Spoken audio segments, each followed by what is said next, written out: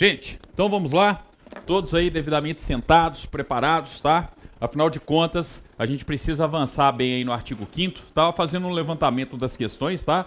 Mais de 80% das questões de direitos fundamentais, tá? Então o artigo 1º ali, ó, até o 17, fundamental para as provas na área de segurança. Então sempre muito foco no artigo 5º como um todo. Quanto mais vocês puderem aí acertar essas questões, melhor.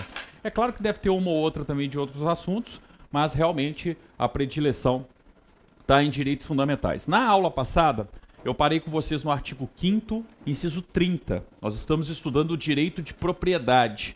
E aí eu falei de direitos autorais, que é propriedade intelectual. O direito autoral ele é vitalício, né? Ele vai até a morte do autor, inclusive é transmissível aos herdeiros pelo tempo que a lei fixar. E nós vimos a diferença com relação a marcas e patentes. Se eu falo de uma marca, de uma patente industrial, eu tenho, enquanto inventor, enquanto detentor da marca, um privilégio temporário. Então, aquela comparação da patente da marca com o direito autoral. Direito autoral é vitalício, marcas e patentes não. Você tem um período ali. E, naturalmente, para finalizar o direito de propriedade, a gente tem que lembrar o inciso 30, é garantido o direito de herança. Nem precisava ter, né? Se eu tenho o direito de propriedade na Constituição, eu tenho que ter direito de herança, até porque a gente vive num sistema capitalista, um dos fundamentos da República Federativa do Brasil, livre iniciativa e valores sociais do trabalho. Só que aí vem o 31. 31, inúmeras questões. Inúmeras, tá? Vejam só. A sucessão de bens de estrangeiros situados no país será regulada pela lei brasileira, em benefício do cônjuge ou dos filhos brasileiros, sempre que não lhe seja mais favorável a lei pessoal do decujus. O que é decujus? O falecido, o morto. Então olha só como é que o Brasil valoriza o direito de propriedade. Se eu tenho um estrangeiro que tem propriedades no Brasil e deixa bens para herdeiros brasileiros, qual que vai ser a lei que vai regular a transmissão dos bens? Que vai regular a sucessão, a herança, a transmissão da herança? A lei brasileira. Mas tem um detalhe. Se a lei estrangeira for mais favorável aos brasileiros, eu aplico a lei estrangeira. Então imagina que a lei francesa é um francês que deixou bens no Brasil para herdeiros brasileiros e a lei francesa é mais favorável para os herdeiros brasileiros do que a lei brasileira. Qual que é a lei que vai regular a transmissão dos bens? A lei francesa. Para ver como que a gente protege e a gente reconhece o direito de propriedade. A gente admite abrir mão do nosso ordenamento jurídico, de aplicar a nossa lei para aplicar uma lei estrangeira. Por quê? Porque ela vai ser mais benéfica para os herdeiros brasileiros, tá? Podem marcar e estudar sempre o artigo 5º, inciso 31. Falou de direito de propriedade, vocês vão ver que tem inúmeras questões envolvendo essa sucessão de bens de estrangeiros, tá? E é só lembrar que decujus é a expressão latina que significa o quê? O falecido, o morto, tá? Então o estrangeiro morto aqui em termos práticos. 32, o Estado promoverá na forma da lei a defesa do consumidor. Prova disso é que em 1990, 2 anos depois da Constituição de 88, surge o quê? Código de Defesa do Consumidor. Então no Brasil tem proteção ao consumidor? Tem. No Brasil não tem o Código de Defesa do Consumidor? Não tem PROCON para cima e para baixo aí? Então, eu mais do que nunca consigo enxergar isso aqui. Praticamente não cai, viu, gente? É tão óbvio que o examinador nem perde tempo tentando fazer uma questão aí envolvendo o 32. Já o 33 é outro ponto comum, tá? Vale a pena marcar aí, ó, o artigo 5º, inciso 33. Nós temos que lembrar o seguinte, nós vivemos em um Estado democrático de direito. Um dos fundamentos da República Federativa do Brasil é pluralismo político. Então a gente vive em liberdade. A regra é a regra da liberdade de uma maneira geral. Se a regra é a liberdade, eu tenho que ter liberdade também de acesso à informação. Vocês concordam comigo? E principalmente de obter informações de quem? Do poder público.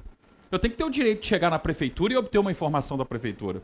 Eu tenho que ter direito de chegar no Estado, na União, enfim, em qualquer órgão ou entidade da administração pública e obter informações do meu interesse particular, uma informação às vezes só minha, personalíssima, ou então de interesse coletivo ou geral. Então todos nós temos direito de acesso à informação? Claro que sim, ó. Todos têm direito a receber dos órgãos públicos informações de seu interesse particular ou de interesse coletivo ou geral, que serão prestadas no prazo da lei sob pena de responsabilidade, ressalvadas aquelas cujo sigilo seja imprescindível à segurança da sociedade e do Estado. Tá? Então, a primeira coisa que a gente tem que perceber, o direito de acesso à informação, ele existe, mas ele não é absoluto, ele não é incondicionado. Existem determinadas informações que são sigilosas, e que são sigilosas tanto para a segurança da sociedade, quanto para a segurança do próprio Estado. O melhor exemplo em um concurso da área policial que vocês podem encontrar é exatamente o inquérito policial. Qual que é o caráter do inquérito? Não é sigiloso? Por que que o inquérito policial tem que ser sigiloso? Ora, primeiro, para a própria atividade investigativa. Então entra o interesse da sociedade, tá? E depois, para proteção também dos próprios agentes do Estado. Eu sou um agente da Polícia Civil, eu sou um agente da Polícia Federal, eu estou infiltrado numa organização criminosa. Isso pode ser de conhecimento público? Onde que eu estou trabalhando enquanto infiltrado? Claro que não. Então percebam que para a segurança do Estado, dos próprios agentes do Estado e para a segurança da sociedade, o inquérito tem que ser sigiloso. Tanto é que se eu sou servidor público e revelo informações de um inquérito policial, vazo informações, eu não quebro o dever de sigilo? E quando a gente vai nos estatutos, qual que é a punição ao servidor que quebra o dever de sigilo? Demissão. É algo gravíssimo, porque se a informação é sigilosa, eu não posso sair por aí dando publicidade. Se eu saio por aí dando publicidade, eu posso colocar inclusive a vida das pessoas em risco. Então eu tenho que ter muita responsabilidade se eu trabalho ali com informações sigilosas, tá? Então, ó, o direito não é absoluto. O direito não é incondicionado. Você tem, em regra, o direito de obter informações, mas aquelas informações relativas à sua pessoa e de interesse coletivo ou geral, mas desde que não sejam informações sigilosas, tá? Aí surge a seguinte questão. Eu tenho uma informação minha, relativa à minha pessoa em um banco de dados, tá? E somente eu e o gestor do banco de dados têm acesso a essa informação. Então vou dar um exemplo aqui, ó. Uma questão referente ao meu sigilo fiscal no banco de dados da Receita Federal. Somente eu que sou o titular e a Receita é que podem ter acesso a essa informação. Tento obter a informação, não consigo. Qual que é o remédio constitucional cabível? Habeas data. Habeas data, tá? Liberdade da informação. Habeas data. Habeas é liberdade. Data, informação. Então, liberdade da informação. Eu quero obter uma informação minha, relativa à minha pessoa, não consigo. Sou impedido pelo gestor do banco de dados. Como que eu vou ter acesso a essa informação? Qual que é o remédio constitucional que eu vou utilizar para provocar o Poder Judiciário? Habeas data, ok? Agora, outra situação, ó. Eu quero obter uma informação de interesse coletivo, de interesse geral. Tento obter essa informação junto à prefeitura, junto a um banco de dados qualquer e não consigo. Qual que é o remédio constitucional? Mandado de segurança. A gente vai ver isso daqui a pouquinho, entenderam? Então, como que você mata a questão? Fica de olho na informação. Se a informação for personalíssima, você tenta obter a informação, não consegue, aí eu tenho um habeas data. Se a informação for de interesse coletivo ou geral, eu tenho um mandado de segurança. É só ficar de olho na informação que você não erra a questão. E é uma questão clássica. Não só pela cobrança do artigo 5º, inciso 33, mas porque envolve os remédios constitucionais. Mandado de segurança, habeas data, e sempre tem esse tipo de questionamento, tá? E um outro detalhe aqui, o concurso de vocês não deve chegar a tanto, mas se chegar, estão vendo aqui, ó, vide lei 2527 e outras legislações, lei de acesso à informação. Eu não tenho a lei de acesso à informação? Eu não consigo, por exemplo, hoje saber quanto que ganha cada agente público no portal da informação? O que a lei de acesso à informação regulamenta? O artigo 5º, inciso 33. Agora, você tem acesso a todas as informações? Não, existem informações que são classificadas de acordo com o grau de sigilo. Tem informação secreta, ultra secreta. Só que para cobrar isso no detalhe, gente, tem que cobrar a lei de acesso à informação no edital. Não é o caso aí dos concursos em andamento, tá? Então, ó, basta lembrar do artigo 5º, inciso 33. É uma questão comum, mas sinceramente é ponto garantido para vocês. É só analisar a questão com calma, que vocês não erram esse tipo de questão, tá? 34, vamos lá, ó. São a todos assegurados independentemente do pagamento de taxas. A Constituição está falando que vai ser tudo de graça?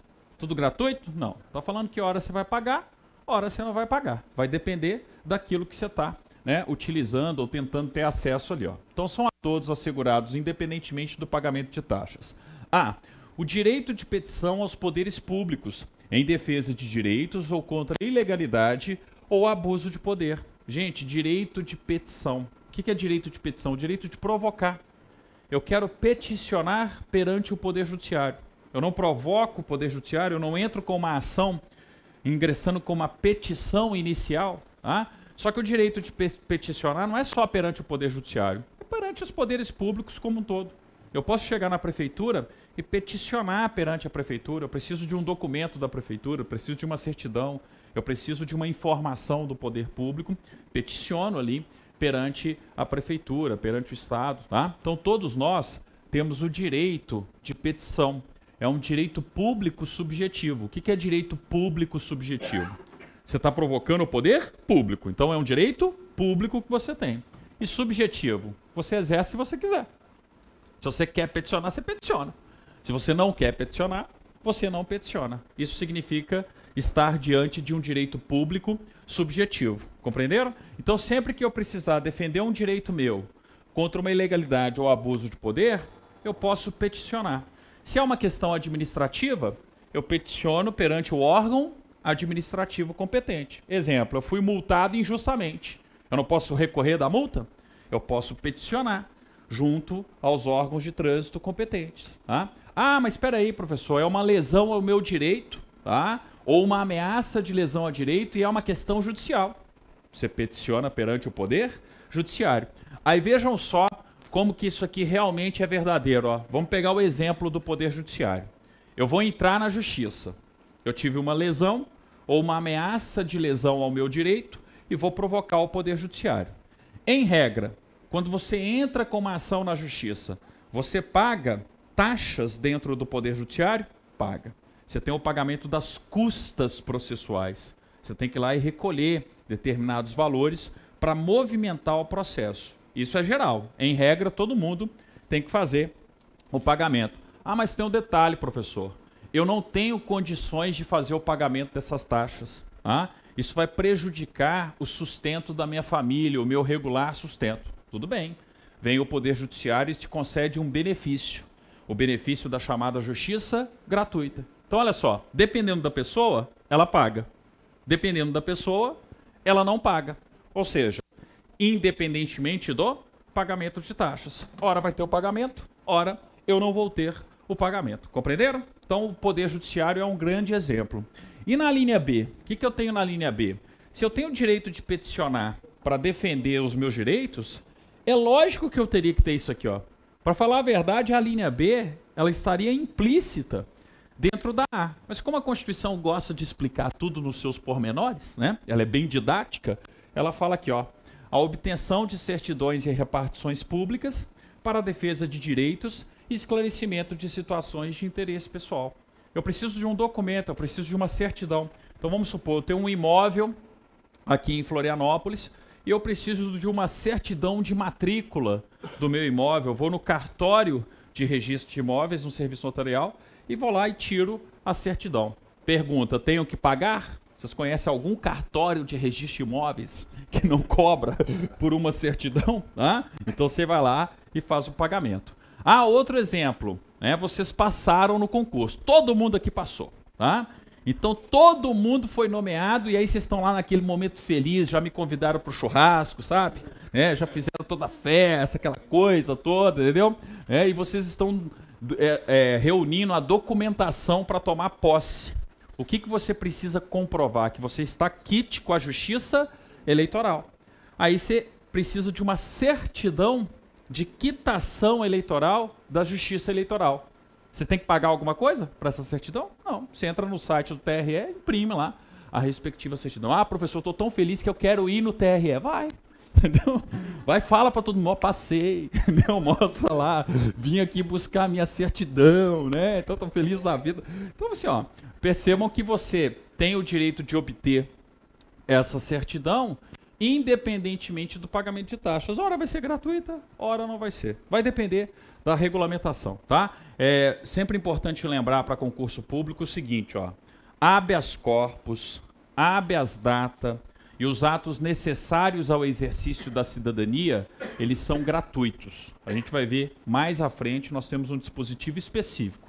Então, qualquer tipo de ato que seja necessário ao exercício da cidadania, título de eleitor, certidão da Justiça Eleitoral, não pode ter qualquer cobrança, tá? Tem que ser gratuito ali, justamente para respeitar a regra constitucional. Artigo 5º, inciso 35. Princípio constitucional de acesso à justiça. Se eu tive uma lesão ou uma ameaça de lesão ao meu direito, eu posso provocar o Poder Judiciário. De novo, um direito público subjetivo. Vejam só, a lei não excluirá da apreciação do Poder Judiciário lesão ou ameaça a direito. Qual que é uma das características do Poder Judiciário? Inércia. Juiz sai por aí perguntando se o seu direito foi lesado ou ameaçado de lesão? Não. Ele precisa ser provocado. Então, a partir do momento que você teve uma lesão ou uma ameaça de lesão, você decide. Vou provocar o Poder Judiciário ou não vou provocar o Poder Judiciário? Se você decide provocar, ok. Entra com a respectiva ação, a ação vai tramitar.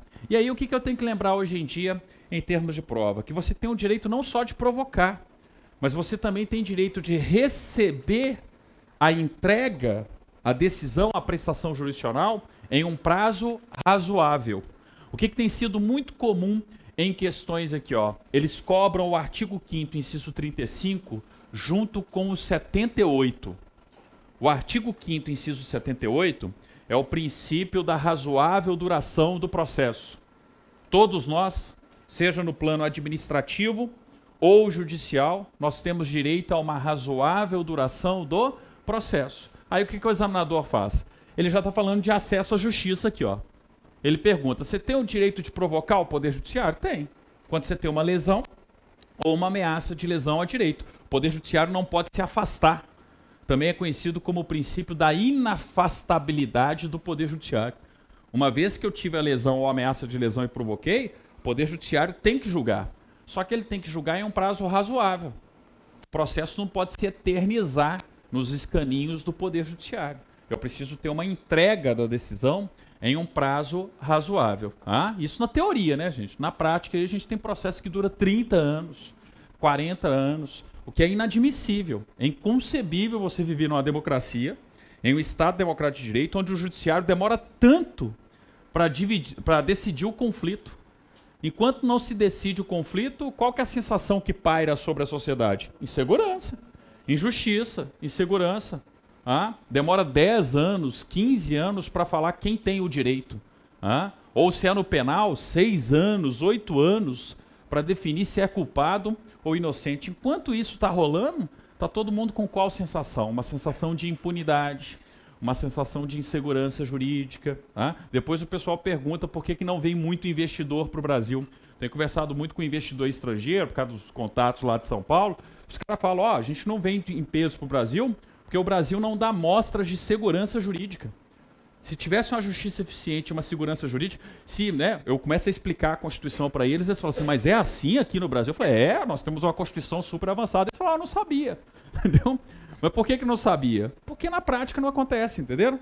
Imagina se acontecesse na prática. Ia chegar uma enxurrada de dinheiro aqui. Ia ser igual a Europa do pós-Segunda Guerra. Mas enfim, né? Então eu tenho aí, né, esse tipo de situação. A gente precisa de democracia, de Estado democrático de direito e que as coisas funcionem, não apenas no plano teórico legal, mas também aonde? No plano prático. A partir do momento que você concede segurança jurídica, você concede segurança para todo mundo trabalhar, investir, tocar a sua vida da melhor maneira possível. E olha só como que a Constituição é inteligente e didática. Logo depois de falar do princípio constitucional de acesso à justiça, olha o que ela fala no 36, né? Ó, logo depois do 35, olha o 36. Justamente o princípio da segurança jurídica. Ó. A lei não prejudicará o direito adquirido, o ato jurídico perfeito e a coisa julgada. Isso aqui não é a casa da mãe Joana. Nós respeitamos contratos. Nós não vamos rasgar contratos. Nós respeitamos o direito adquirido das pessoas. O que é isso? O que é direito adquirido, professor? É aquele direito que eu já adquiri por ter conquistado todos os requisitos legais. Vou dar um exemplo atual, tá? Porque com a emenda, com a reforma da Previdência vai mudar a regra, tá? Mas por enquanto, para o concurso de vocês, o que está valendo é isso aqui que eu vou falar, tá? Então é o seguinte, ó, eu sou um servidor público, com 35 anos de contribuição e 60 anos de idade. A partir do momento que eu sou servidor, 60 anos de idade e 35 de contribuição, eu não adquiri o meu direito à aposentadoria? Não está lá no artigo 40 da Constituição? Ah, professor, você tem que aposentar nesse dia? Não. A partir daquele dia que eu completei os requisitos, direito adquirido. Eu posso continuar trabalhando? Posso. Inclusive vou fazer jus ao chamado abono permanência. Eu tenho ali na prática para de descontar a contribuição previdenciária, porque eu recebo ela a título de gratificação e desconto, ou seja, fica no 0 a 0. Tá? Então perceba o seguinte, a partir do momento que eu adquiro o direito, que eu conquisto os requisitos presentes na Constituição, eu tenho um direito adquirido. Pergunta de prova, pode chegar uma reforma da Previdência, tá? E em regra, atropelar o direito adquirido das pessoas? Em regra não, eu tenho que respeitar, tá? Ah, mas tem um detalhe, professor, o sistema previdenciário está tão quebrado que eu preciso avançar um pouquinho em cima do direito adquirido das pessoas, tá? Se chegarem a essa conclusão, eu posso sim ter uma emenda à Constituição que inclusive avance em cima do direito adquirido. É claro que vai gerar uma gritaria danada e todo mundo vai provocar o Poder Judiciário. Só que isso já aconteceu na emenda constitucional número 18 e 19 e na 41, que foram as primeiras reformas previdenciárias que a gente já teve lá atrás, tá? E aí o que aconteceu? Aposentado do setor público, servidor público aposentado antigamente, não contribuía. A partir do momento que eu aposentava, eu ficava isento de contribuição. Porque qual que era o raciocínio? Você não tinha contribuído ao longo da sua carreira como um todo? Na hora que você aposenta, você não tinha mais que contribuir. Aí veio a reforma, veio a emenda e falou, não, ó, mesmo aqueles que já se aposentaram, a partir de agora passam a contribuir também. Aí todo mundo que já era aposentado falou, peraí, e o meu direito adquirido? Aí foi todo mundo parar na justiça. E chegou lá no Supremo Tribunal Federal. Qual que foi a decisão do Supremo Tribunal Federal? Tem que contribuir. Ah, mas espera aí, o direito adquirido? O Supremo virou e falou, ó, o seu direito adquirido não é absoluto, não é incondicionado, tendo em vista a supremacia do interesse público e a necessidade de você manter o equilíbrio atuarial do sistema previdenciário, nós vamos realmente passar por cima do seu direito adquirido. Então, na hora que eu tenho um choque entre o seu direito individual e o interesse público, o que tem que prevalecer? A supremacia do interesse público. Entenderam qual que foi o raciocínio do Supremo? Então, eu não posso virar e falar assim, ah, está todo mundo protegido contra uma eventual reforma em termos de direito adquirido. Em regra, você está protegido. Em questão de prova, vocês têm que lembrar assim, ó, em regra, o seu direito adquirido te dá uma boa garantia, você não vai ter prejuízo. Mas pode acontecer em uma dada situação deles avançarem, inclusive, em cima do seu direito adquirido? Pode. Não é absoluto, não é incondicionado.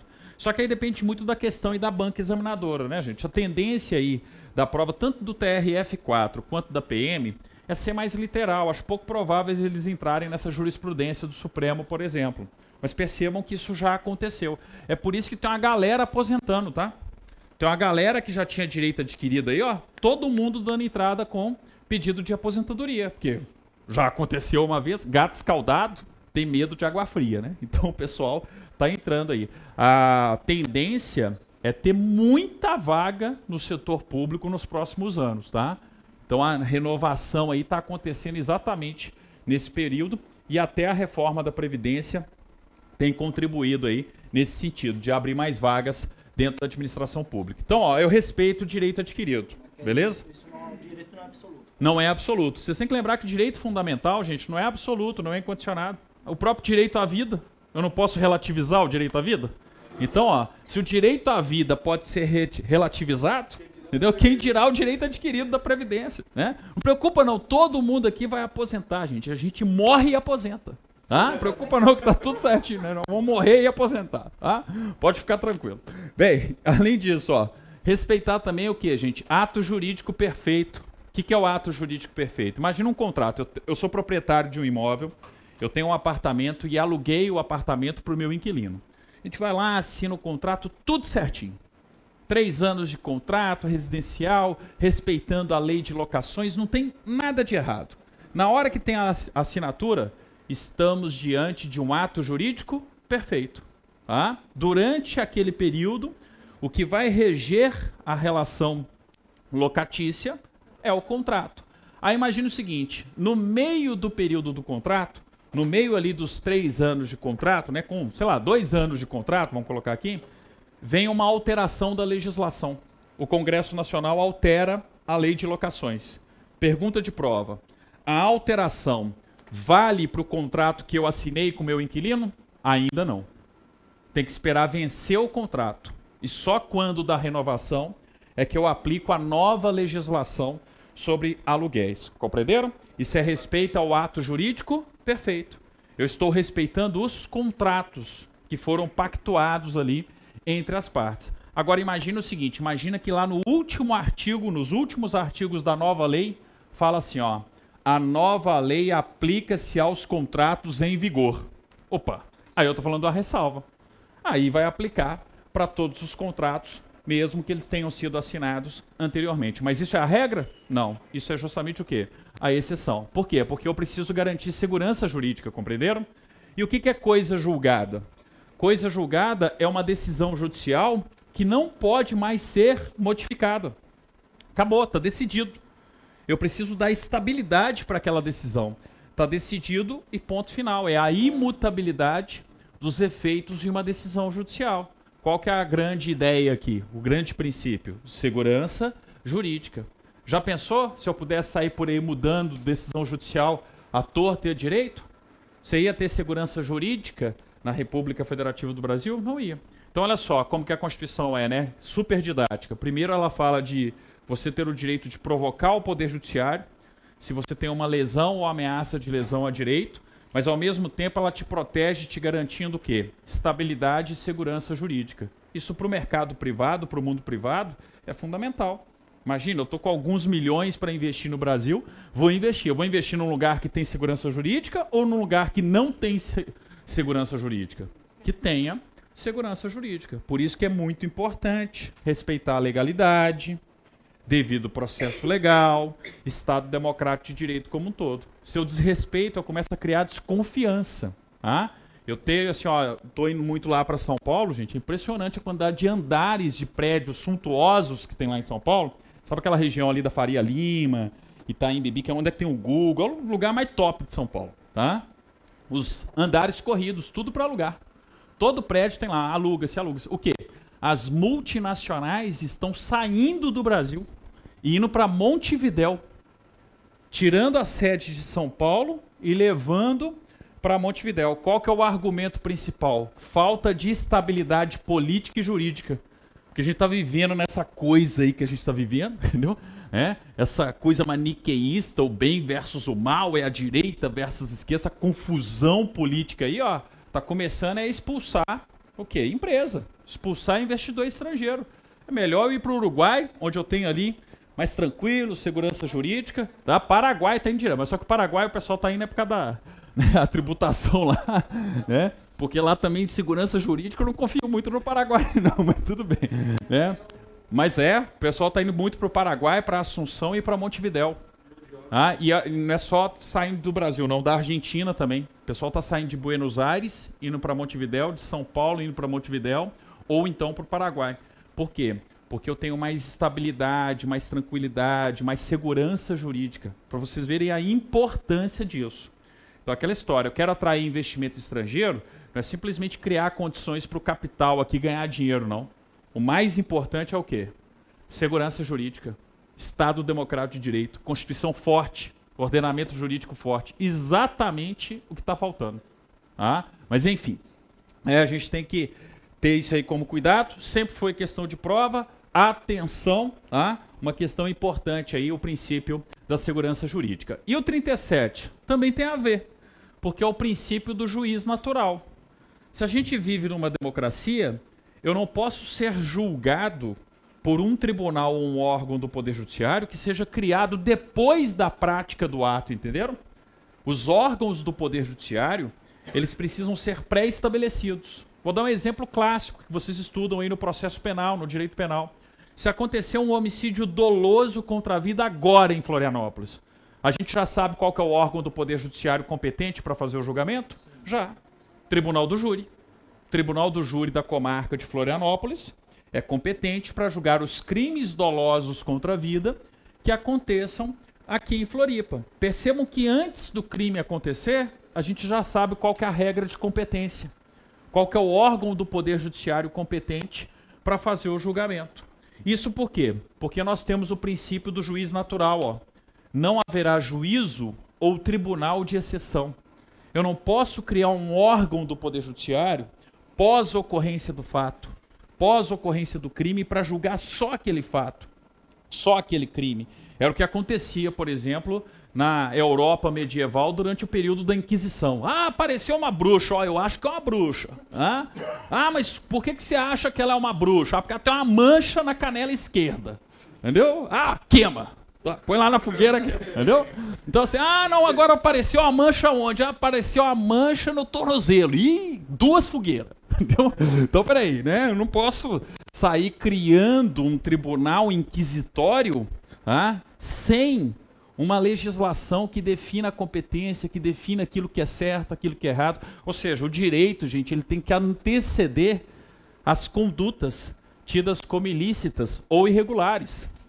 Seja no campo civil ou no campo penal. Então é por isso, não haverá juízo ou tribunal de exceção. E aí todas as vezes que vocês estudarem o 37, pode dar um salto e ir lá para o 53. Porque o princípio do juiz natural não é só o 37. É o 37 mais o 53.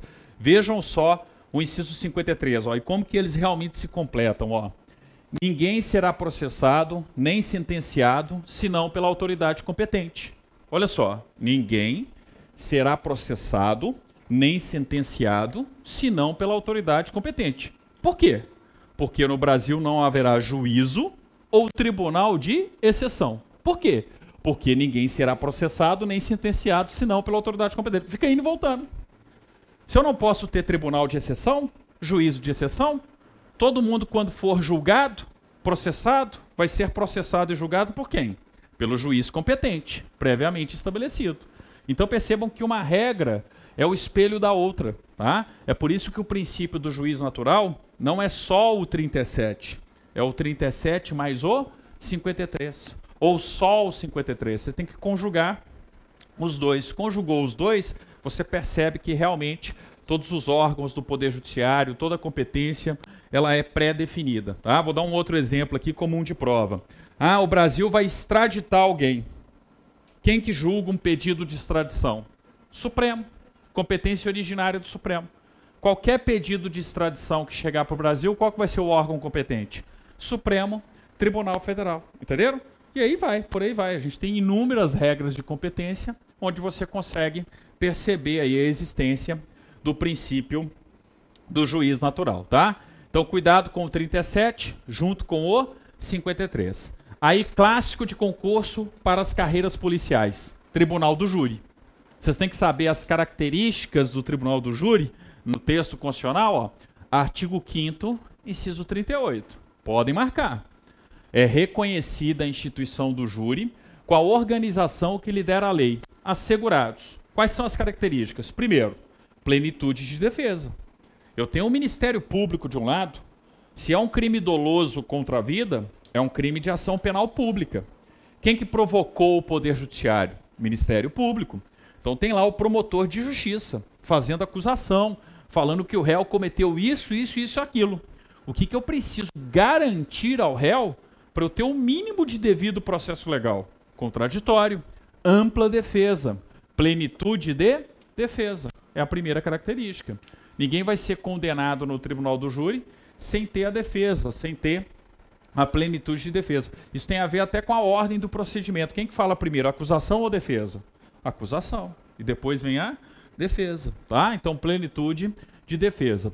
Quem que julga no tribunal do júri? É o juiz presidente do tribunal do júri que está comandando lá, que está presidindo o julgamento? Não. Quem julga, quem decide, de fato, são os jurados. Eu não tenho o conselho de sentença? Todo mundo já viu filme sobre o tribunal do júri. Todo mundo tem lá a imagem, né, do conselho de sentença formado. E o conselho de sentença vai condenar ou absolver o réu. Então eu tenho o sigilo das votações por parte do conselho de sentença e tenho o quê? A soberania dos veredictos. Quem decide não é o juiz. Quem decide são os jurados. E os jurados o fazem de forma sigilosa. Eu sou jurado, eu sei qual que foi o voto do jurado que está ao meu lado? Não. Eu tenho uma votação secreta, você responde sim ou não.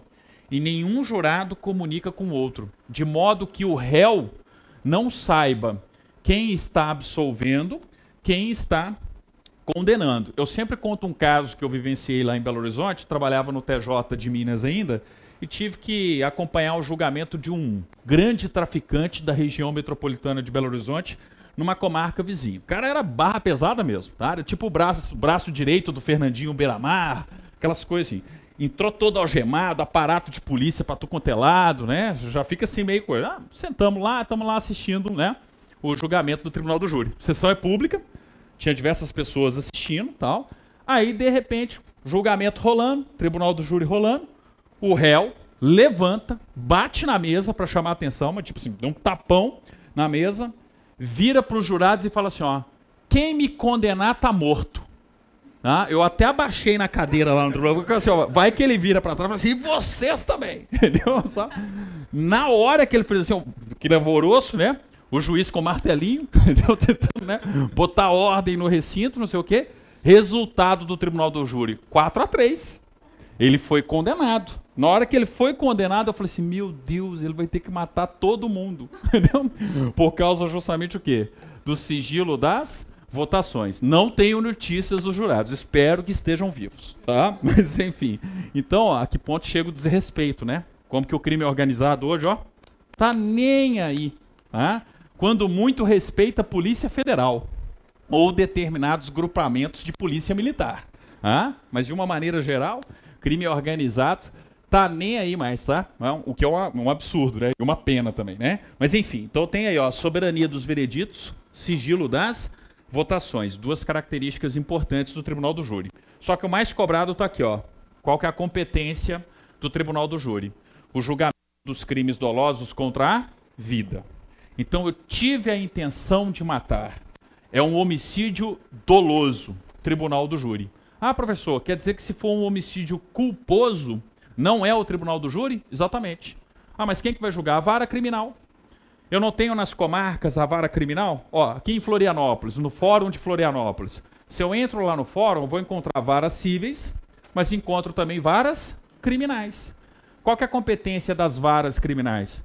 Aqueles crimes que não são dolosos contra a vida. Porque os crimes dolosos contra a vida, competência do tribunal do júri. Ok? Então, sempre que tiver a intenção de matar, sempre que for um crime doloso contra a vida, competência do tribunal do júri. E aí, tomem cuidado com outra questão clássica de prova também, que é a situação de você dirigir sobre o efeito de alguma substância entorpecente, embriagado, drogado. Tá? O que você tem que lembrar? Você foi para o churrasco, bebeu umas e outras. Tá? Na hora que você assume a direção de um veículo automotor para voltar para casa, você está assumindo o risco de produzir o resultado morte. Se você se envolver em algum acidente e ocasionar a morte de uma determinada pessoa, competência de quem fazer o julgamento? Tribunal do júri. É o chamado dolo eventual. Na hora que você tem ali, né, ingeriu bebida alcoólica, assumiu o volante, você está assumindo o risco. Espero que não aconteça nada, né? Mas se acontecer, um abraço. Eu tenho ali o quê? O dolo eventual, competência do Tribunal do Júri. Então, cuidado aí, né, com essa questão também recorrente em concursos públicos, tá? Oi? É se colocar... Exatamente. Mesma coisa, o dolo eventual, dolo indireto. O que é dolo eventual, dolo indireto? Você assumiu o risco. Na hora que você assume o risco, ainda mais na questão de constitucional, porque no processo penal tem alguém que tem um entendimento minoritário que fica criando corrente minoritária aí, falando que vai ser a vara criminal, que seria um homicídio culposo e não doloso. No direito constitucional pode marcar sem medo, tá? É competência do Tribunal do Júri. E ponto final. Marca certa questão e parte para a próxima, tá? Depois, ó, artigo 5º, inciso 39. Não há crime sem lei anterior que o defina, nem pena sem prévia combinação legal. Fala sério, precisava ter? Depois de princípio do juiz natural, de legalidade, não precisava. É óbvio que eu não posso ter um crime, né, sem lei anterior que o defina, nem pena sem prévia combinação legal. Seria totalmente contrário ao Estado democrático de direito. Tá? Então é o princípio da anterioriedade da lei penal. Eu preciso ter a lei definindo qual é a conduta típica para depois eu condenar alguém em virtude daquela conduta típica. Tá? Então é uma questão natural, mas despenca. Vocês vão perceber inúmeras questões com o 39. E em regra, na mesma questão, veio o 40, que também é lógico. Ó. A lei penal não retroagirá, salvo para beneficiar o réu. Então eu tenho a irretroatividade da lei penal. A irretroatividade impejus. Se vier essa expressão aqui, ó, impejus, é justamente o que, gente? Para prejudicar.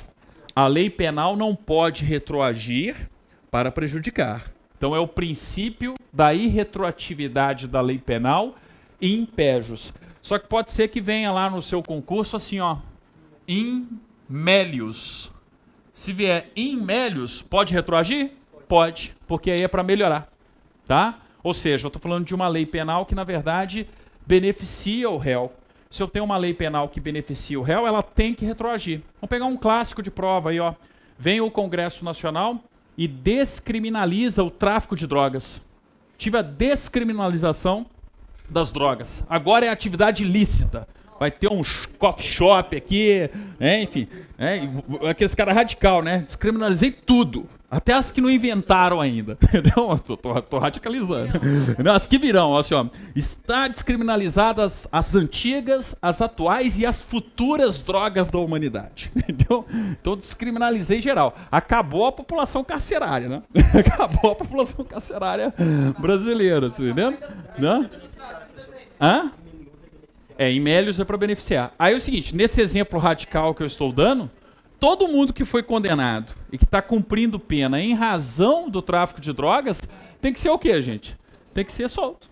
Tá? Eu tenho que ter a soltura imediata ali. Por quê? Porque tem que retroagir para beneficiar o réu. Claro que eu dei um exemplo radical. Tá? Mas se eu tenho, por exemplo, a descriminalização da maconha, já dá uma limpada boa no sistema penitenciário. Tá? Então depende muito aí desse tipo de conduta que venha a ser adotada. Então percebam que a lei penal, quando ela é benéfica ao réu, ela tem que retroagir. Quando eu falo réu, entende-se também a pessoa que foi condenada. O detento que está cumprindo pena ali também vai ser beneficiado por esse tipo, né, de interpretação. Tá? Então, artigo 5º, inciso 40, sempre comum de prova, mas tranquilo aí. Ó. Basta analisar a questão com calma também, para não errar. O 41 praticamente não cai, tá? A lei punirá qualquer discriminação atentatória dos direitos e liberdades fundamentais. Em tese, o nosso ordenamento jurídico, ele pune com mais rigor os crimes contra as liberdades e direitos fundamentais, tá? Mas quando cai é só um copiou-colou e muito, né, rara questão. Diferente disso aqui, ó. Aqui todo mundo já resolveu essa questão, tá? 42, 43 e 44. Podem marcar. A prática do racismo constitui crime inafiançável e imprescritível, sujeito à pena de reclusão nos termos da lei. Então eu estou falando do racismo. Aí aquele macetinho, ó. Falei do racismo, hack é igual a I ao quadrado mais R, ok? Virou matemática? Não. É constitucional ainda, tá? Então olha só, hack é igual a I ao quadrado mais R. Por que é I ao quadrado mais R? Inafiançável, imprescritível e sujeito à pena de reclusão. Você tem que guardar. Racismo é um crime inafiançável, imprescritível, por isso I ao quadrado, e está sujeito à pena de reclusão. Ó, é a única vez que a palavra reclusão aparece na Constituição. Então, na hora que aparecer reclusão numa questão de direito constitucional, você já tem que lembrar do quê? Racismo. Tá certo? Então, ó, eu não estou falando que o racismo é o único crime sujeito à reclusão, óbvio, né? Quando eu vou estudar ali a legislação processual penal, isso fica bem claro. E o direito penal, isso fica bem claro. Mas no texto da Constituição, ó, é a única vez que aparece a palavra reclusão. Tá certo? Então, cuidado aqui, ó. A prática do racismo constitui um crime inafiançável. Eu não vou ter o benefício de pagar uma fiança na delegacia de polícia e responder em liberdade, me ver solto, tá? E ele é imprescritível. Eu cometi o crime de racismo hoje. Daqui a 80 anos, né? Se bem que eu já morri, né? Mas tudo bem. Daqui a 80 anos, eu posso ser condenado pela prática de racismo? Posso. Não prescreve. É imprescritível. O Estado sempre vai poder te punir pela prática do racismo, tá? Cuidado com a decisão do Supremo recente, hein?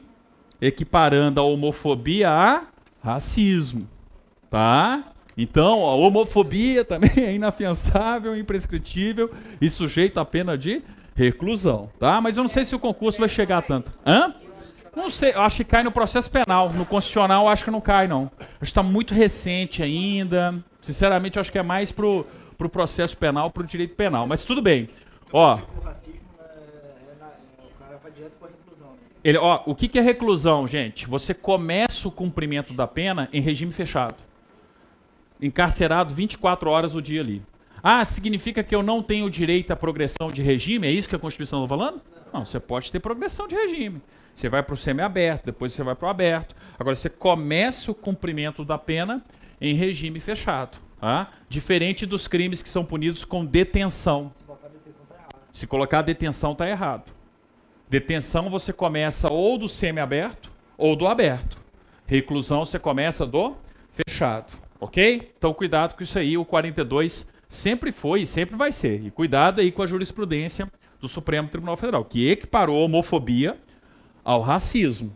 Cuidado. Tá? O STF. Mas assim, ó, por que eu acho que não deve cair na prova de vocês? Não é o estilo da banca, entenderam? A banca de vocês ela é muito literal, ela é muito copiou-colou. Se fosse um CESP, se fosse uma prova da FGV, CESP, aí poderia ser. A IOBV colocou. A IOBV? Colocou? Em 2015, aí eles colocaram racismo, tortura. Sim. Tinha mais duas outras opções. E comparou com 43. Aqui, ó, é o clássico de prova, ó. Examinador, gente, bate o olho no 42, ele não aguenta, faz o 43 junto na mesma questão. Porque, olha só, a lei considerará crimes inafiançáveis e insuscetíveis de graça ou anistia a prática da tortura, o tráfico ilícito de entorpecentes e drogas afins, o terrorismo e os definidos como crimes hediondos, por ele respondendo os mandantes, os executores e os que podendo evitá-lo se omitirem. É outra formulazinha, ó, uma questão natural aqui, tranquila, ó. É só fazer assim, ó, 3T's mais H é igual a 2Is. Virou química, agora não. Entendeu? Então olha só o que eu tenho aqui, ó. 3T's mais H é igual a 2Is.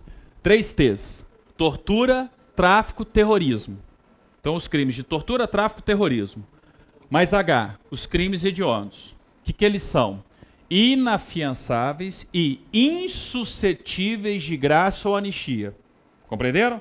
Por que eu coloco 2Is aqui, ó? Porque é diferente, um I aqui é diferente. Os dois crimes são inafiançáveis. Os dois grupos aqui, né, melhor dizendo, são inafiançáveis. Só que aqui, ó, é imprescritível.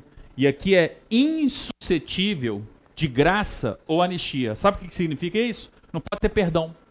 São imperdoáveis. O que é graça? Perdão. Perdão individual. Ah, professor, tem alguma situação de graça no Brasil? Hoje não tem, sabe por quê? Nós estamos em tempos de paz. Em tempo de paz, eu posso ter pena de morte no Brasil? Eu só posso ter pena de morte em caso de guerra declarada, pelo crime de alta traição à pátria. Então imagine o seguinte, nós estamos em tempo de guerra e uma pessoa, um brasileiro, foi condenado à pena de morte por alta traição à pátria. Está lá no corredor da morte, prestes a ser executado.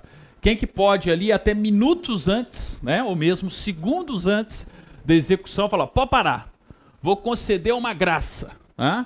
O chefe do Poder Executivo. Entenderam? Então a graça é o perdão individual. Sabe essa coisa que a gente vê em filme norte-americano? O cara está no corredor da morte, aí o pessoal está protestando, pedindo para o governador conceder graça, conceder o perdão. É exatamente isso. É a graça. No Brasil só aconteceria em uma hipótese. E desde que a gente esteja em caso de guerra declarada. Tá? Então na prática no Brasil não tem graça. Ah, mas peraí, professor, tem indulto. Ok, tem indulto. Só que o indulto é um decreto de indulto. Eu, enquanto presidente da República, governador, vou lá e assino um decreto de indulto. Todos os detentos que se enquadrarem nas regras do decreto de indulto precisam ser beneficiados com o indulto. Então serão soltos. Aí é o indulto de Natal, indulto de Páscoa. Tá? O indulto, gente, é algo extremamente comum em todo o mundo ocidental, em qualquer democracia. Ele serve, inclusive, para você controlar a população carcerária. Você tem ali os presos de ótimo comportamento, aqueles que estão quase terminando a pena. Aí você faz um decreto de indulto, liberando aqueles presos. Fala, ó, pode soltar todo mundo, tá faltando aí 6 meses, 8 meses, o cara tem bom comportamento, tá trabalhando, tá? O sistema penitenciário tá lotado, a gente tá precisando de liberar a vaga, né? Então vai lá, assina o decreto de indulto, liberam as vagas, traz mais. Entendeu? Então, a fila, mas é sério. Assim, não sei se vocês já viram, vocês reparam isso no noticiário. Existe uma gritaria da sociedade, de uma maneira geral, quando um governador ou um presidente solta um decreto de indulto. Porque a sociedade não entende. Ah, que absurdo, tá soltando preso, como se estivesse soltando o cara que acabou de entrar. Não, eu estou soltando preso de bom comportamento, aquele que está quase terminando o cumprimento da pena, aquele que já trabalha, entenderam? Então eu crio lá os critérios do decreto de indulto, e quem se enquadrar dentro dos critérios do decreto de indulto tem que ser libertado. Tá? É uma forma de você regular a população carcerária. Agora, vai explicar isso para a sociedade. Vai explicar que você não está liberando o criminoso XYZ. Então, uma coisa é a gritaria da sociedade. Outra coisa é o direito, na sua tecnicidade, né? E todas as coisas aqui. Entendeu? O preso que está no indulto comete um crime. Pois é. Entendeu? Aí, mas pode acontecer. Pode acontecer que o preso libertado no indulto cometa um crime? Pode. Assim como ele poderia cometer se ele não tivesse o indulto. Entenderam? Faz parte, gente. Não é só no Brasil, não. Qualquer lugar do mundo, você chega lá nos Estados Unidos, tem indulto. Você chega na Inglaterra, na Alemanha, na França, tem indulto também. Tá? E desde os tempos medievais, praticamente, você tem aí essa questão do indulto. Quando a gente fala de execução penal, vocês já pararam para pensar que execução penal é uma das coisas mais antigas da humanidade? Entendeu? E que a gente foi evoluindo no âmbito da execução penal. Tá? Então, assim, ó, uma coisa é o indulto, que é um perdão coletivo, um decreto de indulto. Outra coisa é a graça, que é um perdão individual. E uma terceira coisa é uma anistia. A anistia é a lei da anistia. É o Congresso Nacional que tem que legislar, porque é competência legislativa privativa do Congresso legislar sobre direito penal e sobre processo penal. Então, se eu vou ter uma lei de anistia que perdoa crimes, quem que tem que aprovar essa lei? O Congresso Nacional. Foi o que aconteceu em 79. A lei que anistiou, né, todos os crimes cometidos durante a ditadura militar. Seja do lado dos que lutavam contra a ditadura, seja do lado daqueles que estavam na ditadura. Foi todo mundo anistiado. É a lei da anistia de 79 durante o governo Geisel. Tá? Então, um exemplo aí, ó, é um perdão, mas é um perdão feito por quem? Pelo Congresso Nacional, uma lei de anistia. Situações extremamente específicas, históricas, pontuais, né, que demandem esse tipo de legislação. Agora, olha só, mesmo que isso aconteça novamente, né, sob vigência da Constituição de 88, eu poderia ter uma lei de anistia envolvendo tortura, tráfico, terrorismo, envolvendo crimes hediondos. Entenderam a diferença? Antes da de 88 era possível.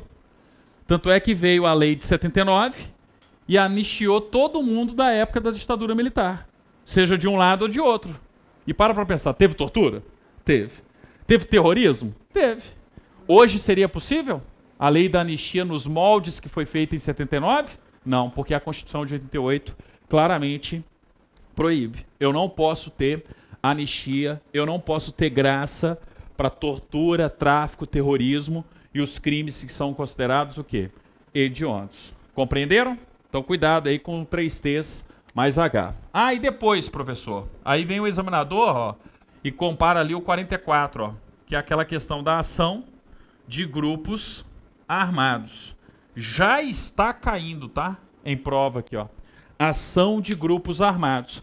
Por que que já está caindo? Porque tem gente achando que fecha o Supremo Tribunal Federal com um soldado e um cabo.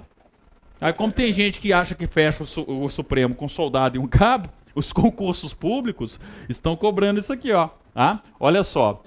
Constitui crime inafiançável e imprescritível a ação de grupos armados, civis ou militares, contra a ordem constitucional e o Estado democrático. É aquilo que eu já chamei a atenção diversas vezes. Não tem como eu ter um golpe militar no Brasil ou um golpe civil-militar. Para ter golpe civil-militar no Brasil ou golpe militar, eu tenho que rasgar a Constituição.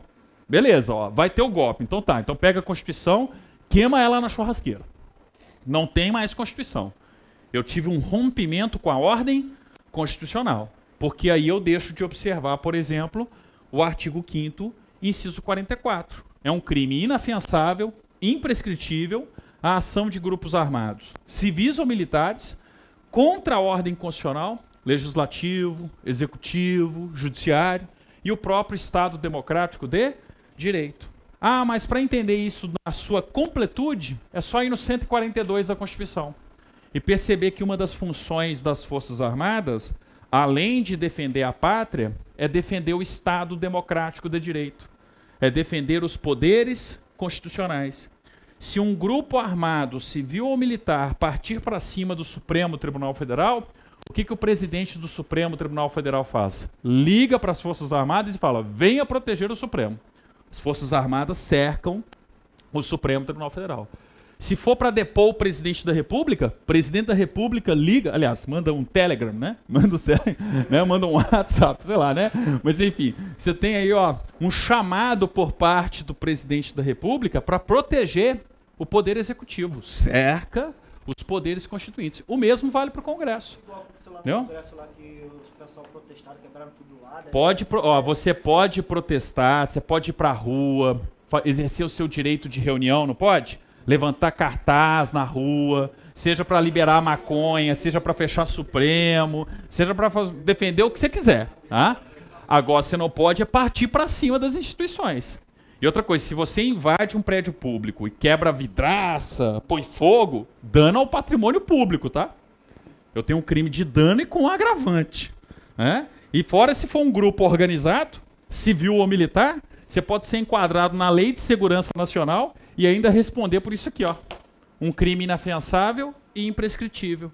A ação de grupos armados contra a ordem constitucional, o Estado democrático ou os poderes. Ou tirar a reclusão. Na verdade, você vai para uma pena de reclusão, só que não está na Constituição. Tá? Aqui, gente, ó. Aqui qual que é o macetinho, ó? Ação de grupos armados. Vocês têm que lembrar que é igual a I ao quadrado. Só. É igualzinho isso aqui, ó. É inafiançável e imprescritível, mas não tem o reclusão.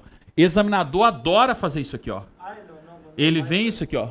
Ele faz isso aqui, aí você tem que lembrar o seguinte, ó. Não tem reclusão na Constituição. Você vai ficar recluso, tá? Só pro racismo. É isso que eu tô falando aqui, ó. O examinador vai tentar te enganar. O examinador vai colocar a reclusão aqui, ó, na ação de grupos armados. Só que aí vocês têm que lembrar que não pode ter esse reclusão aqui. O reclusão é só no racismo, tá? Isso aqui, gente, é uma questão pronta de prova. O examinador bate o olho no 42, 43 e 44, ele não aguenta, eu falo por experiência própria, tá? Vou simular a questão ali, você não aguenta, cara. Você fala assim, não, tem que cobrar. É uma questão de prova prontinha. Então, sempre muito cuidado, sempre foi cobrado por todas as bancas examinadoras, tá certo? Então, cuidado, questão importante aí, ó. O 45, outro ponto importante. Essa parte da Constituição, para quem faz concurso de carreiras policiais, gente, ela é fundamental, porque ela tem muita correlação com o direito penal e com o processo penal. É inevitável o examinador não explorar essa parte da Constituição. Então, olha só. Artigo 5º, inciso 45. Princípio constitucional da personalização da pena. Olha o nome do princípio. Princípio constitucional da personalização da pena. O que é isso? A pena não pode passar da pessoa do condenado. O João foi condenado. Ah? Quem que tem que cumprir a pena? O João. Ah, mas o João fugiu. Pega o filho dele. Ah? Claro que não. Eu vivo o quê? Eu vivo num Estado democrático de direito. Eu não vivo numa ditadura sanguinária. Entendeu? Pega a sogra dele. Entendeu? Sabe, né? Eu não posso fazer um negócio desse. Sabe? A sogra pode? Não pode. Não pode. Nem a sogra pode. Entendeu? Tá? Mas enfim. Então, ó, tem que ter um mínimo de civilização, sabe? O mínimo de civilização é você lembrar o seguinte: nenhuma pena passará da pessoa do condenado, podendo a obrigação de reparar o dano e a decretação do perdimento de bens ser, nos termos da lei, estendidas aos sucessores e contra eles executadas, até o limite do valor do patrimônio transferido. Pô, professor, isso é óbvio. Isso não acontecia. Vai no feudalismo para vocês verem se não acontecia. Vai no Estado absolutista para vocês verem se não acontecia. Ah, se um determinado parente ali, o filho, por exemplo, cometesse um crime e não achava filho, um abraço. O pai ia no lugar. Ah, e assim por diante. Então, peraí. Eu tenho que ter um mínimo de civilização. Quando eu falo do mínimo de civilização e de direitos humanos, é nenhuma pena passará da pessoa do condenado. Agora tem um detalhe. Eu não apenas fui condenado penalmente, criminalmente, mas eu fui condenado também civilmente a reparar o dano. Eu cometi um crime e criei um prejuízo para a pessoa, no campo civil, no campo comercial. Eu não posso ser condenado também no campo civil? Tá? Então, a partir do momento que eu tenho uma condenação penal, mas que importa também uma reparação civil, ok. Eu não posso pegar o meu herdeiro, meu filho, e colocá-lo para cumprir a pena no meu lugar. Mas eu posso, por exemplo, no campo da reparação civil, vamos supor que o detento, né, tenha falecido dentro do sistema penitenciário. Então eu prendi o João cometeu um crime, está preso dentro do sistema penitenciário. Ele morre dentro do sistema penitenciário. Não vou chamar o filho para cumprir pena no lugar. Mas ele tem ainda que pagar o quê? A reparação civil. Não tem os bens do João, que serão transmitidos aos herdeiros? Ah, eu posso usar os bens para fazer o pagamento da reparação civil? Posso. Agora, aí um abraço. Certo? Não tem nada, não tem nada. Como é que eu vou pegar algo que não existe? Entendeu? Não. Aí assim, ó, se o detento não tem nenhum tipo de patrimônio, não deixou nada para o respectivo herdeiro, não tem nada de herança, tá? Como é que o Estado vai pegar essa transmissão, esse bem que foi transmitido, e usar para reparar o dano? Não tem como. Agora imagine o seguinte, deixou bens. Teve na sucessão, teve a herança ali. Eu posso utilizar aqueles bens transmitidos em herança para fazer a reparação civil, o pagamento da reparação civil? Sim. O que eu não posso jamais é adentrar no patrimônio conquistado pelo próprio filho, pelos próprios herdeiros. Tá? É só lembrar disso aí. Hã? Pode colocar. Eles comparam com o próximo, que é a individualização. Tá? Aqui, ó. Artigo 5º, inciso 45. Princípio da personalização da pena. A pena não passa da pessoa do condenado. É só lembrar do texto, ó. Nenhuma pena passará da pessoa do condenado. Regra geral. Podendo a obrigação de reparar o dano e a decretação do perdimento de bens ser, nos termos da lei, estendidas aos sucessores. Aqui está tendo a herança, tá? E contra eles executadas, até o limite do valor do patrimônio transferido, ou seja, até o limite daquilo que foi, né, concedido ali em termos de herança. Compreenderam? Então isso aí é a personalização da pena. Só. Se não for herança... Não for herança, não pode ir. Agora imagine o seguinte, ó, peraí, gente. Eu sou um criminoso, contumaz, né? Experiente. Eu não vou ter nada no meu nome, vocês concordam comigo?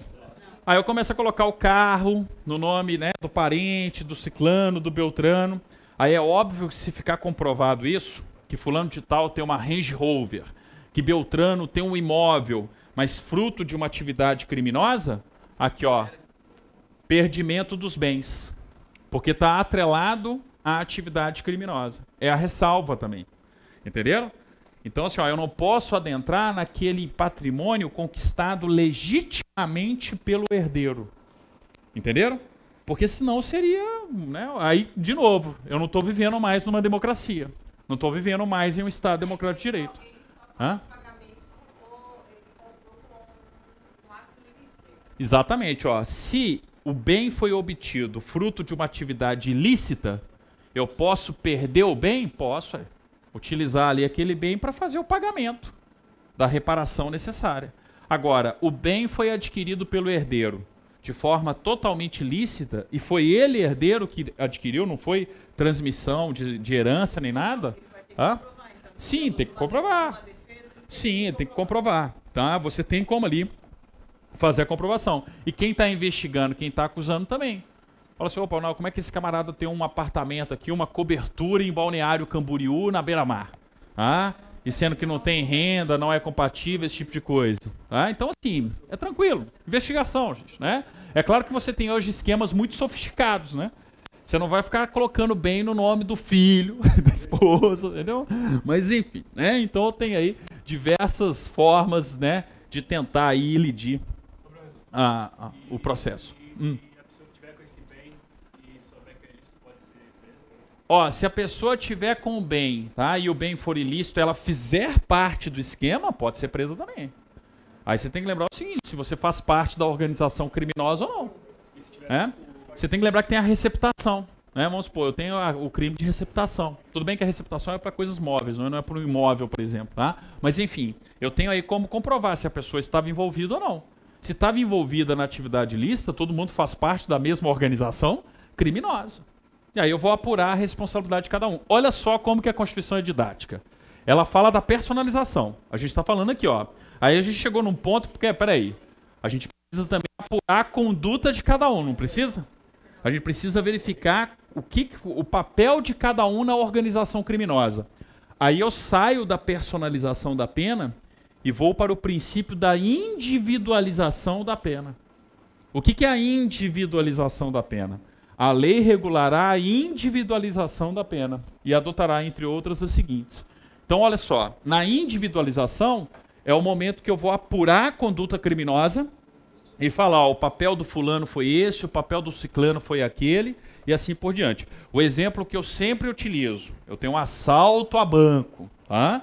Aí chega lá a organização, a quadrilha, invade o banco. Aí eu tenho lá o motorista, tem o papel do motorista, tem, né, o assaltante que invade, pega, saca a arma e mata o vigia, já tem um homicídio. Tem o assaltante que dá uma coronhada no gerente. Tem o assaltante que se arrepende e começa a libertar os reféns. Cena de filme, né? Então eu tenho lá todo o cenário cinematográfico montado e você tem que o quê? Apurar a responsabilidade de cada um. É o princípio da individualização da pena. Entenderam? Eu não posso julgar todo mundo da mesma maneira e pela mesma conduta. Não.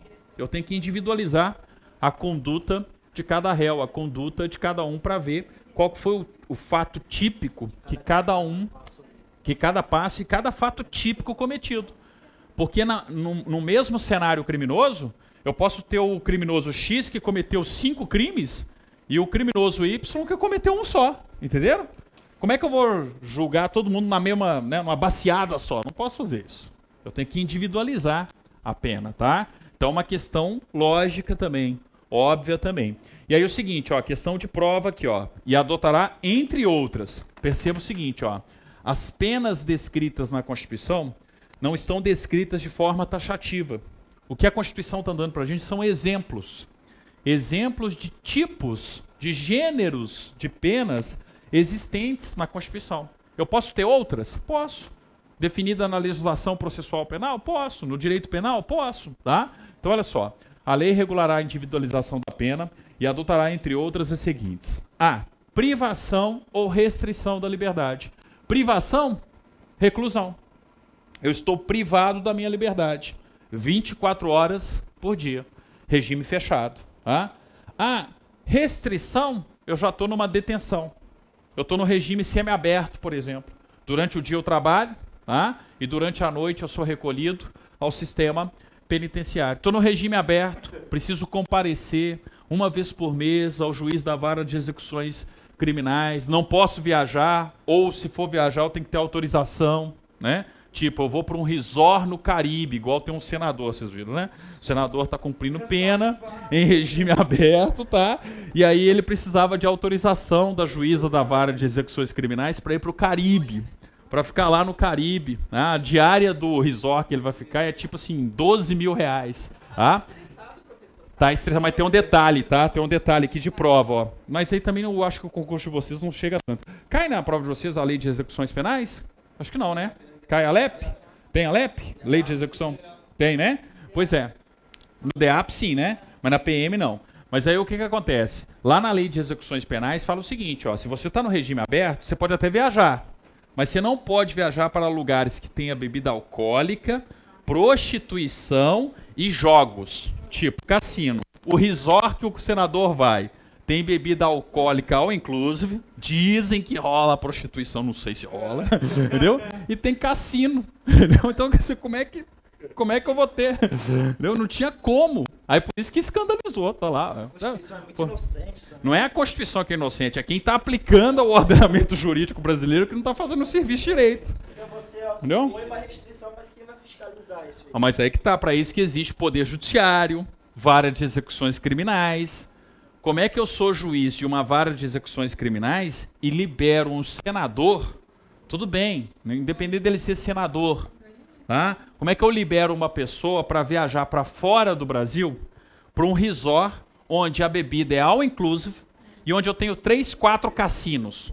E com certeza deve rolar prostituição. Não? Aí o erro não é da Constituição e do ordenamento jurídico, o erro é da juíza da vara de execuções criminais. Entendeu? Sabe? O erro tá de quem quebra. Não sei se ela tá ganhando ou não. Hã? Ela não sabia que era um resort de 8 mil reais a diária. Ela não sabia, entendeu? É qualquer coisa. Gente, aquela história, tá? Uma coisa é a prática, outra coisa é a teoria. Por que vocês acham que virou notícia? Porque é um negócio escandaloso, é. Se não fosse escandaloso, não virava notícia. Se bem que outro dia eu vi uma notícia assim absurda, né? Quem quer? Caetano Veloso estaciona o carro no Leblon. Isso é notícia? Tipo assim, né? Fulano de tal estacionou o carro. Entendeu? Pô, não tinha pauta, né? Mas não é possível, não aconteceu alguma coisa, um meteorito caiu em algum lugar, entendeu? Não é possível. Você tem que ter alguma coisa pra colocar no lugar. Mas enfim. Então, e pior que saiu no G1, todo lá. Aí até viralizou, virou meme, todo mundo começou a compartilhar, tipo assim. É, a fonte, sigilo da fonte, quem bateu a foto, né? Quem bateu a foto lá. Tá? Mas o pessoal tava falando que estacionar o carro no Leblon é muito difícil, por isso que virou notícia. Mas enfim, então aqui ó, privação ou restrição da liberdade. Falei de privação ou restrição da liberdade, é um tipo de pena existente no Brasil. Perda de bens. Ó, nós vimos no inciso anterior. Eu tenho um bem que foi adquirido através de uma atividade ilícita. Eu não vou perder o respectivo bem? Pegar um exemplo mais clássico de prova, tá? Tem uma blitz da Polícia Rodoviária Federal. E a blitz da Polícia Rodoviária Federal apreende uma carreta lotada de maconha. Tá? A carreta vai ser apreendida? Sim. E se o caminhoneiro que está traficando a droga for o proprietário da carreta, um abraço para a carreta. Perda de bem, tá? Eu vou ter a expropriação. Outro exemplo também clássico de prova. Vai, tráfico de drogas, tá? Mas não só ele vai preso, a carreta também. A carreta vai ser apreendida. Eu preciso leiloar a carreta e os recursos obtidos vão para o Estado. Aí, gente, se a carreta não é dele, a carreta é da transportadora. A transportadora não tem culpa. Que o seu motorista está utilizando um bem da transportadora para cometer o crime. Ah, sim, investigou e está comprovado que a transportadora está envolvida. Aí sinto muito. Aí virou organização o quê? criminosa, tá? Então basta lembrar isso aí. Ah, e se for um avião da Força Aérea? Não era o avião em si, né? Era um sargento, mas se for, né? Vamos supor que fosse o avião. Né? No caso da Força Aérea não tem como se aprender, porque é bem público. Né? Mas é um absurdo, né? Jamais poderia utilizar. Ó, pegando esse exemplo aí, que é um exemplo de prova também. A polícia ou a aeronáutica, as Forças Armadas, né, a aeronáutica, apreendeu um avião que estava sendo utilizado para o tráfico de drogas. Não é muito comum usar monomotor, né, bimotor na Amazônia, na fronteira brasileira, para fazer tráfico, tá? Apreendeu, um abraço, tá? Outro clássico. Olha só como que isso aqui, ó, cai em diversas questões, até de penal, processo penal e não só constitucional. Eu tenho uma fazenda. E lá na minha fazenda eu adoro plantar as plantinhas psicotrópicas. Então eu olho pro lado direito, tá todo verdinho, né? Olha para lá as papolinhas do lado, né? Então até perder de vista, assim, um latifúndio de psicotrópico. Tá? Peraí, se eu tenho um latifúndio de psicotrópicos, tá? Eu vou perder a fazenda. A fazenda vai ser expropriada. Expropriação é diferente de desapropriação. Na desapropriação tem o quê, gente? Indenização. Na expropriação, obviamente, não tem indenização. Pena de multa. Existe na Constituição? Existe. Aqui eu estou falando de multa de uma maneira geral. Multa de trânsito, multa que está previsto também no Código Penal. Muitas vezes você não abre ali no Código Penal, não tem a pena de não sei quantos anos e multa, ou só a pena de multa. Então aqui é multa de uma maneira geral. Tá? Letra D. Prestação social alternativa. Eu posso ser condenado ali a um serviço social, a prestar um serviço social alternativo, limpar os muros, né? Limpar os monumentos da cidade, tá? Eu posso ser, né, condenado aí. Oi, tem. A prestação social tem limite diário por dia, sabe? Porque ela não pode prejudicar o seu trabalho. E se você for estudar, não pode prejudicar o seu estudo também. Então você não pode ficar o dia inteiro limpando os monumentos da cidade. Você vai ter ali um determinado horário, ali de 2 horas, 3 horas. Aí o juiz vai analisar cada situação e fixar a prestação social alternativa. E não necessariamente tem que ser todo dia. Pode ser 3 vezes por semana, 2 vezes por semana. Depende do caso concreto, tá? Mas enfim. Letra E, ó, a linha E. Suspensão ou interdição de direitos, tá? Exemplo muito comum de prova. Quem é condenado por improbidade administrativa não tem a suspensão dos direitos políticos? É uma pena de suspensão. Tá? A interdição de direitos. Tô doido. Tacar pedra. Medida de segurança. Tá? O Adélio, bispo do Santos lá, ó, a facada do Bolsonaro, não foi considerado justamente, né, numa situação de insanidade? Teve a interdição de direitos.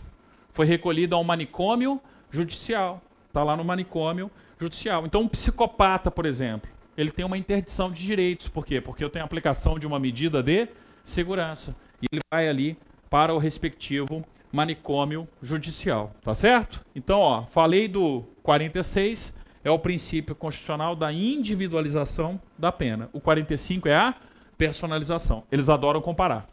Personalização com individualização. Dúvida?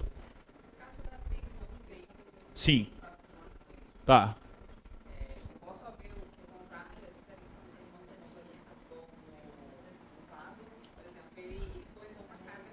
Pode. Pode. Ó, gente, ó, vamos colocar um exemplo. Eu vi uma questão outro dia super atual, tá? Eu esqueci qual que foi a banca. Não tem serviço de carona? BlaBlaCar? Não tem? Então imagina o seguinte, eu tô ali, vou oferecer carona. Então eu tô saindo de Floripa, vou para Curitiba e lá oferecer carona. Aí chega um camarada, pega a carona comigo com a mala dele. Aí de repente para na blitz da Polícia Rodoviária Federal, abre a mala do camarada, tá cheio de droga. Eu posso perder o meu carro? Meu carro vai ser apreendido? Não. Eu não estava ciente dessa informação. Ah? Se eu estou ciente, aí eu viro criminoso. Aí eu começo a fazer parte o quê? Do ilícito em si. Agora, se eu não sabia de nada, eu consigo descaracterizar. É sempre a tentativa, inclusive, do advogado. A tentativa do advogado criminalista nessa situação é tentar descaracterizar o condutor. Ah, ele não sabia. Ah, a maconha foi escondida na mercadoria do caminhão, ele não tinha culpa, ele não sabia. E pode acontecer mesmo, gente. Você é caminhoneiro, você pegou a carga lá embalada, fechada. E você não sabe muito. Pegou um container. Você foi no porto, pegou um container. Necessariamente você sabe o que tem dentro do container? Você tem um papel que fala o que tem lá. Ah? Mas e se tiver lá dentro armas, drogas? Então, assim, depende muito da situação. Cada caso é um caso, você consegue mensurar ali e avaliar o caso concreto em si. Entenderam? 47, outro clássico de prova também. Não preciso nem falar que isso aqui é importante, que cai bastante em concurso, né? Ó, não haverá penas. A linha A, podem marcar. De morte, salvo em caso de guerra declarada, nos termos do artigo 84, inciso 19. Então, ó, em regra, não tem pena de morte no Brasil. Mas pode ter? Pode. Em caso de guerra declarada. É a única pena listada aqui que admite ressalva. Porque, ó, prisão perpétua. Posso ter prisão perpétua no Brasil? Não. Não tem pena de caráter perpétuo. Ah, mas eu vi outro dia que fulano de tal foi condenado a 400 anos de prisão, professor. Vai cumprir no máximo quanto? 30 anos, tá? Vocês sabem disso aí. Por quê? Porque eu não posso ter uma pena com uma característica perpétua, uma prisão perpétua no Brasil. Também não posso ter trabalhos forçados. É diferente do preso trabalhar. O ideal é que o preso trabalhe, gente? Ué. Faz parte do processo de reeducação e ressocialização do preso. Inclusive é benefício para ele, não tem a detração? A cada 3 dias, né? Cada 3 dias trabalhados, não diminui 1 dia de pena? Então, eu tenho que incentivar o trabalho do preso. Faz parte do processo de reeducação e ressocialização. Agora, faz parte... Hã? Uma coisa interessante que eu vi sobre esse negócio do caráter perpétuo aí, porque, por exemplo, tem pessoas como o Fernandinho Beiramar que foi condenado a 400, 600 anos. Exatamente, Para que serve isso daí? É para a parte lá do regime semiaberto, né? Para computar aquilo lá, ele não consegue passar para o regime semiaberto. Exatamente. Aí que tá. Aí você acaba na prática, é exatamente isso, ó. Porque você tem que lembrar o seguinte, você vai sendo condenado. E aí você não tem direito à progressão de regime? Sim. Só que você não tem progressão de regime a partir do momento que você tem 1/6 do cumprimento da pena. Só que se eu tenho diversos crimes, por que eu tenho lá diversos crimes? Aí não tem como. Na prática eu vou ficar 30 anos encarcerado. O Fernandinho Beiramar, por exemplo, vai ficar 30 anos em regime fechado na prática. Porque se não fosse isso, se eu não tivesse esse detalhe, ele já estava em regime semiaberto, já estava em algum tipo de situação como isso. É por isso que aparecem essas dosimetrias de pena maluca. Né? Tipo assim, maluca fala 400 anos, 500 anos. Ninguém vai ficar 400 anos, 500 anos. Mas na hora de você mensurar a pena, você não tem que aplicar a pena ali, vamos dizer assim, matematicamente falando. Só que aí você tem que fazer isso justamente para quando der 1/6, aí você vai fazendo ali a respectiva proporção, ele sempre permanece em regime fechado.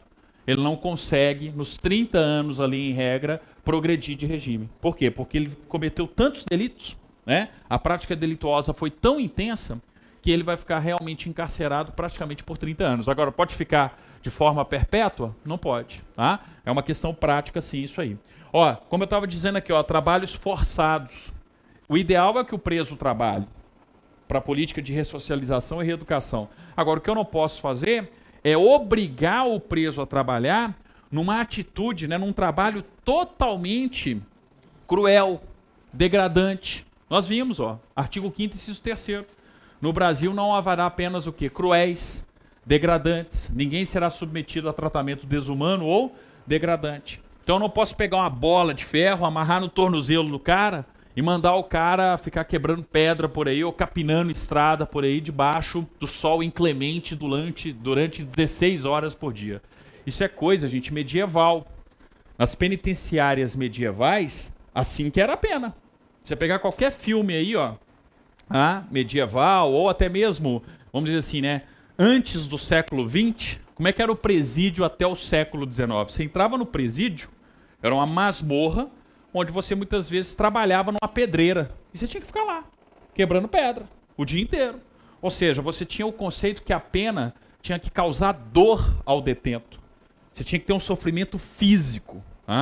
E aí começaram a perceber que, em regra, as pessoas quando saíam mais revoltadas. Entendeu? E descontavam toda essa raiva onde? Na própria sociedade. Aí surge, inclusive, o Michel Foucault, com Vigiar e Punir, e diversos outros filósofos aí, falando, calma lá, eu preciso reeducar, eu preciso ressocializar. Eu não posso aumentar a raiva dessa pessoa. Se a pessoa já cometeu um crime, não estou justificando não, mas se a pessoa já cometeu um crime, em regra ela não acredita mais na sociedade. Ela acredita num Estado e numa sociedade paralela. Se você vem enquanto Estado e sociedade real, normal, tá? E aplica ali cada vez mais sofrimento a essa pessoa vai ser reeducada e ressocializada ou ela vai ficar cada vez mais revoltada? Cada vez mais revoltada. E aí se volta contra a própria sociedade. É a retroalimentação do sistema. Aí você vai olhar os dados de execução penal no Brasil, eles são absurdos. Boa parte da população carcerária é reincidente. Por quê? Porque na prática o sistema carcerário, o sistema penitenciário não reeduca, não ressocializa. Tá? Ou seja, estamos falhando nisso aí? Estamos. Mas na teoria não existe qualquer tipo de pena cruel, degradante, não existem trabalhos forçados. Tá? Então cuidado aí, é uma das proibições. Também não posso ter pena de banimento. Ninguém pode ser banido da República Federativa do Brasil. E aqui é uma questão importante quando a prova cobra direitos humanos. Porque se vocês pegarem a Declaração Universal dos Direitos Humanos, vocês vão perceber que todo ser humano tem direito a uma nacionalidade. Não está lá? Todo ser humano tem direito a uma nacionalidade. O que significa ser banido? É como se o seu país, a sua pátria, te deserdasse. Você não é mais brasileiro. Some daqui. Tá banido do território brasileiro e sem nacionalidade. Entenderam? Então você não pode retornar e você está aí por aí, mundo afora, sem qualquer tipo de nacionalidade. Desde a Declaração Universal dos Direitos Humanos, isso é proibido, porque todo ser humano tem direito a uma nacionalidade. Muitas vezes no concurso público não vem banimento, vem desterro ou degredo. E aí não sei por que isso acaba caindo aqui nos concursos de Santa Catarina, especialmente de Florianópolis. Né? Porque Florianópolis, antes de chamar Florianópolis, chamava o quê? Desterro. Não era a ilha dos desterrados? Por quê? Porque era ponto de desterro, ponto de degredo. Essa pena de banimento ela era muito comum na Europa durante o período das grandes navegações. Então chegava lá o rei de Espanha, o rei da França, o rei, né? Fulano de tal, falava, tá banido, né? Tá desterrado, tá degradado, abandona ele em um lugar ermo, mundo afora. Aí tinha os caras que davam azar. Como assim os caras que davam azar? Os caras que eram abandonados, por exemplo, no Nordeste brasileiro, mas ali na região de Natal, Ceará, Maranhão, naquela parte do Nordeste. Como assim, professor? Aquele paraíso, já pensou ser abandonado, né? Fernando de Noronha até que era tranquilo, porque não tinha as tribos antropofágicas não conseguiam chegar lá, entendeu? Mas se você era abandonado ali em Jericoacoara, você fala, pô, professor, que paraíso, sair daquela Europa fétida, com igreja queimando as pessoas, né? Enfim, né? E ser abandonado naquele paraíso de Jericoacoara. Tem um detalhe, as tribos que habitavam ali a região do Ceará eram todas antropofágicas. O que é a tribo antropofágica? Ela come aquilo que é esquisito, entendeu? Ou o inimigo para adquirir os poderes. Então você chegava abandonado lá na praia, opa, vamos comer. Não era canibal, o canibal come para se alimentar. A tribo antropofágica ela come para adquirir os poderes. Isso ia mais ou menos até o Rio Grande do Norte ali, até o Rio Grande do Norte, Pernambuco ali. Aí se você já era abandonado mais para baixo, a partir da Bahia ali, aí você já tinha uma situação mais tranquila. Se você era abandonado na ilha de Santa Catarina, eu falo, imagina, você está saindo da Europa, você foi banido. Então a sociedade lá não quer te ver nem pintado. Aí você sai de uma Europa que não tem saneamento básico, peste negra comendo para tudo quanto é lá, todo mundo morrendo, igreja católica naquela inquisição, colocando todo mundo na fogueira, aí mês de março, te abandonam na ilha de Santa Catarina. Você olha para o céu e fala assim, o que é isso? Onde é que eu tô? Aí aparecem uns índios, né? Especificamente umas índias. Aí você fala assim, agora você, né? Você comido. Entendeu? Aí você descobre que é uma tribo carijó que mora na Palhoça, tá? Antigamente era chamada de Porto dos Patos, tá? E que o cacique local tem o costume de casar as princesas indígenas com os forasteiros que são abandonados na Ilha do Desterro. Então, Ilha de Santa Catarina. Vocês acham que o cara ia voltar para a Europa? Não, mas não voltava mesmo. Por que você acha que esse povo foi abandonado aqui e ficou? Ué, porque era mil vezes melhor morar aqui do que morar em diversos outros lugares do planeta. Não à toa, ninguém foi embora. Não à toa, qual que é o nome da cidade? Desterro.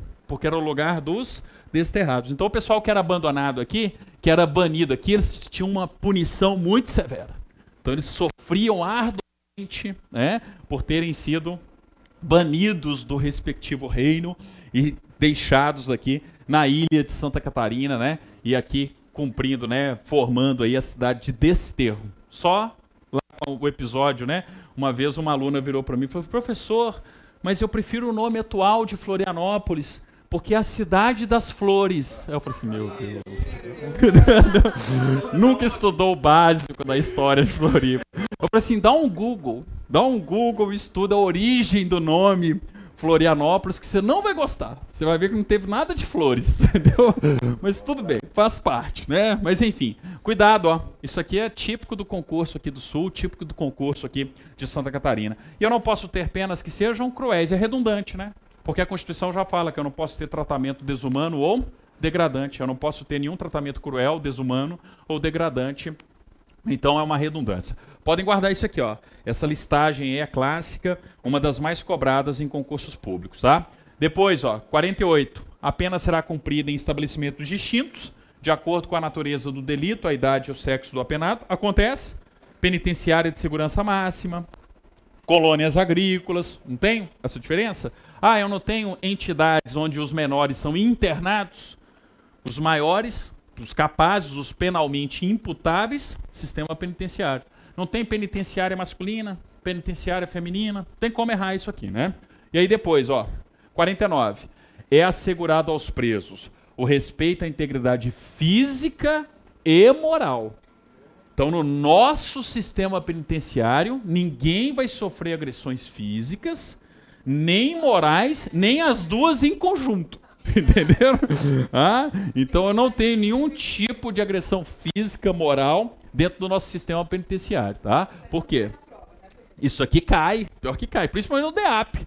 No DEAP vocês vão lembrar que é 2 presos por cela, eles estão lá sendo educados, reeducados, fazendo terapia de massinha, né? Para, né, distensionar ali, tem toda uma equipe multidisciplinar dando assessoria ali, enfim, tem toda, né, essa questão aí pro DEAP. Então cuidado aqui, ó. Tanto 48 quanto 49 são muito importantes pro DEAP. E os 50 também. Os 50 tem caído bastante, tá? Por conta de uma jurisprudência recente do STJ. Olha só. As presidiárias serão asseguradas condições para que possam permanecer com seus filhos durante o período de amamentação. Direitos humanos, concordam comigo? E, sobretudo, pensando na criança, tá? Só que é o seguinte, o sistema penitenciário brasileiro, em regra, dá essas condições? Na maioria das vezes, não. Aí, quando a detenta tem bom comportamento, o que os juízes da vara de execuções criminais, das varas de execuções criminais, o que eles estão fazendo? Eles estão convertendo, durante esse período, a prisão em prisão domiciliar. Se o concurso perguntar, ok, jurisprudência do STJ, eu posso sim ter a conversão da prisão em prisão domiciliar durante o período de amamentação, tá? O entendimento é que são 6 meses. Durante os 6 meses ali de amamentação, eu posso inclusive ter a conversão da prisão em prisão domiciliar. Beleza? Então, ó, cuidado, ponto importante até aqui. Vamos para o nosso intervalo. Daqui a pouquinho a gente volta aí falando do inciso 51 e 52, que é extradição.